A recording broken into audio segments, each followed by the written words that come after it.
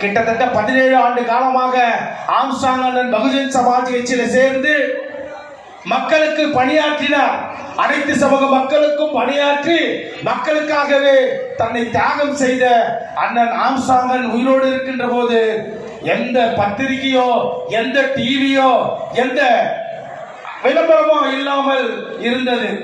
ஆனால் அண்ணன் இறந்தவருக்கு இன்று வெளிநாடு வரைக்கும் சென்று சேர்ந்திருப்பது யாரால் என்று சொன்னால் இந்த பத்திரிகையாளர்களுக்கு தான்.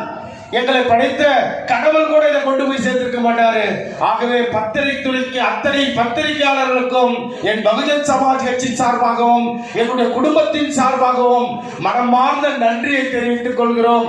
ஆகவே இந்த போராட்டக்களம் இன்றோடு முடிவு வருவதில்லை. பத்திரிகை நண்பர்களே, இப்பொழுதுதான் ஆரம்பம் ஆகியிருக்கிறது தமிழக அரசுக்கு. அது ரஞ்சித்தனை மூலமாகவும் தலித் அமைப்புகள் மூலமாகவும் நேற்று முதல் ஆரம்பம் ஆகிவிட்டது. அதற்கு உதாரணம் அண்ணனுடைய இறுதிச் சடங்கும் இங்கே நடந்து கொண்ட நிகழ்வும் தான். இந்த நிகழ்வுக்கு நாங்கள் அனுமதி வாங்குகின்ற போது எவ்வளவு கஷ்டப்பட்டோம் இந்த அரசு கிட்ட என்பது எங்களுக்கு அந்த கொடுமையான சொல்ல முடியாது. ஆகவே தமிழக அரசு ஏதோ நீங்க சாதாரண ஒரு தலித் இயக்கங்களை மிரட்டுவது போல எங்களை மிரட்டி கொண்டிருக்கிறீர்கள்.